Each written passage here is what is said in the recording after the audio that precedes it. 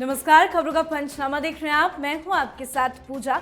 हम लेकर आए हैं देश और दुनिया की 5 बड़ी खबरें, जिस पर चर्चा के लिए मेरे साथ स्टूडियो में मौजूद हैं कैपिटल टीवी के editor in chief doctor Manoj Kumar. Doctor साहब, बहुत बहुत स्वागत है आपका। धन्यवाद। सबसे पहले नजर हेडलाइंस पर। पीएम मोदी के नाम एक और ग्लोबल रिकॉर्ड। स्वीडन के सर्वोच्च सम्मान से हुए सम्मानित, मिला 31वां वैश्विक पुरस्कार। विपक्ष को लग गई मिर्ची। स्वीडन के बाद नॉर्वे पहुंचे पीएम मोदी। अभिषेक बनर्जी पर बिगड़े सीएम शुवेंदु अधिकारी, खुले मन से एक्शन लेने का कर दिया ऐलान। फाल्टा के टीएमसी उम्मीदवार जहांगीर खान को भी दे डाली कड़ी चेतावनी। केरल में नई सरकार का शपथ ग्रहण, सतीशन ने सीएम पद की ली शपथ। मंच पर मौजूद रहे राहुल प्रियंका। कैबिनेट में धर्म और जाति का भी दिखा खेल। आप नेता दीपक सिंगला गिरफ्तार, 155 करोड़ के बैंक धोखाधड़ी मामले में ईडी का बड़ा एक्शन से बौखलाए केजरीवाल।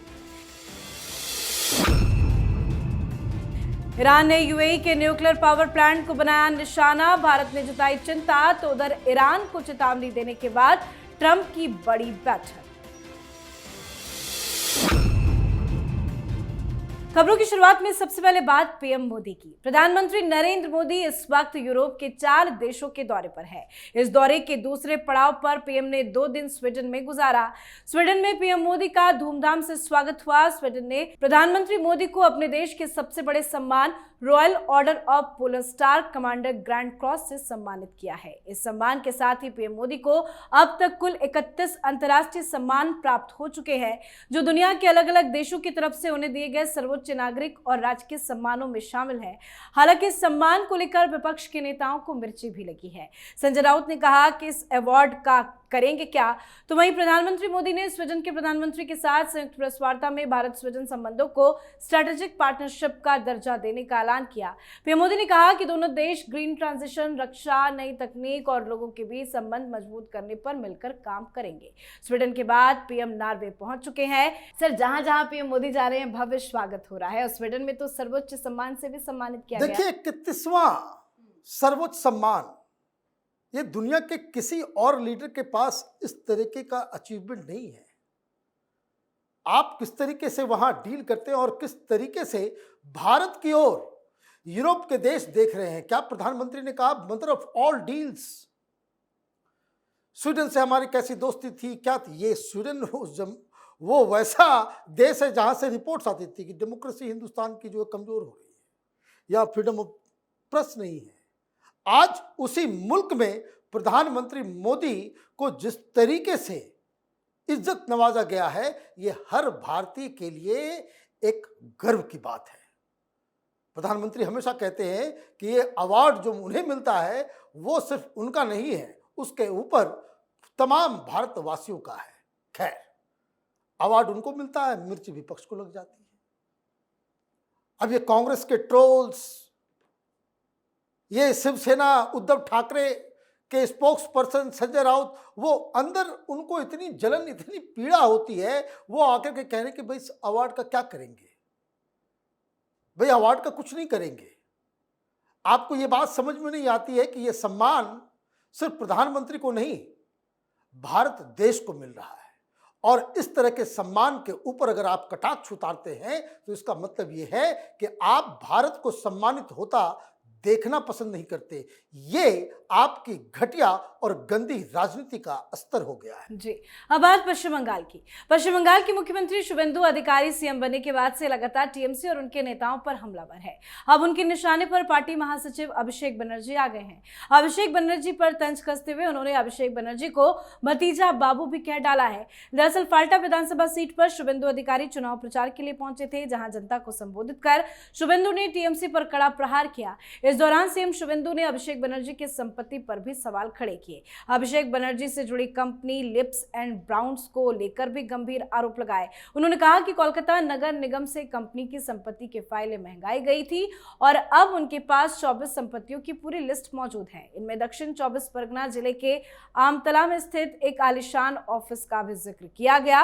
मुख्यमंत्री ने कहा कि इस मामले की जांच की जाएगी। साथ ही इस दौरान सीएम शुभेंदु ने फाल्टा पुनर्मतदान में तृणमूल कांग्रेस उम्मीदवार जहांगीर खान को भी चेतावनी दी है। सर, अब तो कड़े एक्शन की तैयारी लग रही है अभिषेक बनर्जी के खिलाफ। देखिए, अभिषेक बनर्जी को ये बाकायदा जितनी भी उनकी कारगुजारी रही है उसके लिए पनिश करेंगे, ये तो पहले दिन से समझ में आ रहा है। जिस हिसाब से रविवार के दिन नबन्ना के अंदर अभिषेक बनर्जी नहीं और भी तमाम, हालांकि उन्होंने सिर्फ अभिषेक बनर्जी का जिक्र किया, टीएमसी के तमाम मंत्री और बड़े लीडर्स के संपत्ति का जायजा लिया गया।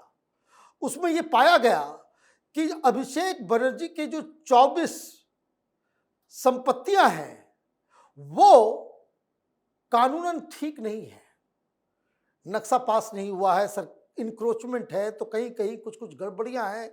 तो नगर निगम से ये सारी फाइलें लाई गई। कैपिटल टीवी ने 2 दिन पहले बताया था कि इस तरह के आदेश दिए गए हैं। आज शुभेंदु अधिकारी ने इसका खुलासा किया, हमारी खबर जो है वो कंफर्म भी हो गई। अब समस्या ये है कि इसमें सरकारी दफ्तर में बैठ के इन संपत्तियों का जायजा लिया जा रहा है कि कहां कहां बुलडोजर चलेगा, और ये अगर अभिषेक बनर्जी की संपत्तियों के ऊपर बुलडोजर चलना शुरू हुआ तो ये टीएमसी एज ए पार्टी उसके मोराल को बहुत बड़ा झटका लगने वाला है। वैसे फाल्टा में चुनाव होने वाले हैं तो वो तो अपने आप को कहता था वो पुष्पा कि हम झुकेंगे नहीं, यू हैव स्टार्टेड, हम खत्म करेंगे। अब वो भागा भागा फिर रहा है और शुभेंदु अधिकारी ने कहा है कि इस गुंडे का इंतजाम, इसका इलाज मैं पर्सनली करूंगा। और इम्पैक्ट इसका देखिए कि पहली बार फाल्टा के अंदर पिछले 10-12 सालों के बाद कोई विपक्षी पार्टी प्रचार करने को मैदान में उतरने की हिम्मत दिखा रही है। सीपीएम वाले भी कर रहे हैं और भी उम्मीदवार कर रहे हैं। पहले इस गुंडे की डर से कोई भी व्यक्ति अपोजिशन पार्टी का वो प्रचार तक नहीं कर पाता था। जी, चलिए बढ़ते हैं आगे। कांग्रेस नेता वीडी सतीशन ने आज तिरुवनंतपुरम के सेंट्रल स्टेडियम में आयोजित भव्य समारोह में केरल के मुख्यमंत्री पद की शपथ ले ली है। इसके साथ ही 1 दशक बाद यूडीएफ सरकार केरल की सत्ता में वापस आ गई। कार्यक्रम में राहुल और प्रियंका गांधी वाड्रा भी मौजूद रहे। प्रधानमंत्री नरेंद्र मोदी ने सतीशन को केरलम के नए मुख्यमंत्री पद की शपथ लेने पर बधाई दी। इसके साथ ही उन्होंने केरलम की नई सरकार को हर संभव सहयोग का आश्वासन भी दिया। सतीशन के साथ बाकी सभी मंत्रियों ने भी शपथ ले ली। शपथ ग्रहण के पहले ही सतीशन ने अपनी नई कैबिनेट का ऐलान भी कर दिया था। केरलम की 21 सदस्यीय कैबिनेट में 14 मंत्री ऐसे हैं जो पहली बार कैबिनेट में आए हैं। इनमें 2 महिलाएं और एससी समुदाय के 2 मंत्री भी शामिल किए गए हैं। सरकार में कांग्रेस कोटे से 12, मुस्लिम लीग के 5 और एक सदस्य अन्य 4 सहयोगी दलों से लिए गए हैं। धार्मिक संतुलन भी दिख रहा है। अल्पसंख्यक मंत्रियों की संख्या सबसे ज्यादा है। 21 सदस्यीय कैबिनेट में से 12 मंत्री अल्पसंख्यक वर्ग से बताए गए हैं। इनमें 6 मुस्लिम तो 6 ईसाई समाज से है। सर, केरलम में तो शपथ ग्रहण भी हो गया, अब सरकार का क्या रूपरेखा आपको दिखाई दे रहा है? देखिए, जिस तरीके से कॉम्बिनेशन दिया गया कि भाई हिंदुओं को भी उतना ही सीट मंत्रिमंडल में, मुसलमानों को भी उतना ही सीट और क्रिश्चियंस को भी, क्रिश्चियंस मात्र वहां 18% हैं। एक कांग्रेस पार्टी, आप मानिए या ना मानिए, ये सोनिया गांधी की ये जो पार्टी है ये पूरी तरीके से क्रिश्चियनिटी को आगे प्रमोट करने वाली पार्टी बनकर के उभरी है। हिंदू वोट करते हैं, उनकी संख्या सबसे ज्यादा है केरल के अंदर, लेकिन अनुपात में अगर आप देखें तो सबसे कम मंत्री हिंदुओं को बनाया गया। कई सारे लोग पूछ सकते हैं कि भाई आप ये बात क्यों कह रहे हैं कि भाई धर्म के आधार पे, बिल्कुल बोलना तो पड़ेगा ही। डेमोग्राफी के आधार पे ही तो और जगहों पे नॉर्थ इंडिया में कहीं पे मंत्रिमंडल बनता है तो सारे एनालिस्ट खड़े हो जाते हैं, पूछते हैं कि भाई कितनी जाति को कितना वोट मंत्री मिला गया, फला जाति को कम रिप्रेजेंटेशन दिया गया, ये इस तरह की बातें होती है। तो केरल के अंदर में ये एनालाइज करना जरूरी है कि आपने हिंदू मंत्रियों से ज्यादा, ऑलमोस्ट डबल मुस्लिम और क्रिश्चियन मंत्री बना दिए हैं। तो क्या मतलब है, क्या मैसेज देने की कोशिश आप कर रहे हैं? यही तो दबाव था मुस्लिम लीग का और क्रिश्चियन मिशनरीज का कि जिसके तहत आप केसी वेणुगोपाल को चाहते हुए भी कि मुख्यमंत्री बनाया जाए, आप नहीं बना सके। जी, अब बात करते हैं ईडी के बड़े एक्शन की। ईडी ने आज आम आदमी पार्टी के नेता दीपक सिंगला को 155 करोड़ रुपए के बैंक धोखाधड़ी मामले में गिरफ्तार कर लिया है। ये पूरी कार्रवाई महेश टिम्बर प्राइवेट लिमिटेड से जुड़े 155 करोड़ रुपए के बैंक फ्रॉड मामले में की गई है। इस घोटाले के तार आम आदमी पार्टी के पहले से ही गिरफ्तार पंजाब के मंत्री संजीव अरोड़ा से भी जुड़े हुए हैं। इसी कड़ी को जोड़ने और अहम सबूत जुटाने के लिए जांच एजेंसी ने ये पैन इंडिया ऑपरेशन चलाया और वित्तीय हेरफेर के पुख्ता सबूत मिलने के बाद आप नेता को हिरासत में लिया गया है। ईडी की टीम ने आज सुबह दीपक सिंगला, महेश सिंगला, अमृत गिल और अन्य से जुड़े गोवा, दिल्ली में 7 अलग अलग ठिकानों पर छापेमारी की थी। छापेमारी के दौरान मिले सबूतों के आधार पर ही दीपक सिंगला को गिरफ्तार किया गया है। वहीं ईडी की इस कार्रवाई पर आप प्रमुख केजरीवाल ने तीखी प्रतिक्रिया भी दी है। सर, कितनी बड़ी गिरफ्तारी मानी जाए दीपक सिंगला की जो हुई है? देखिए किस तरह से चीख रहे हैं सारे आम आदमी पार्टी के लोग। भाई, आप एक एमएलए उम्मीदवार, आप केजरीवाल के नजदीकी, आप गोवा में रिसोर्ट बना रहे हो और गोवा में प्रॉपर्टी खरीद रहे हो। भाई, पैसा कहां से आ रहा है? तो केस तो पुराना था। ईडी को सबूत मिले, पूछताछ के लिए बुलाया गया, गिरफ्तार कर लिया गया।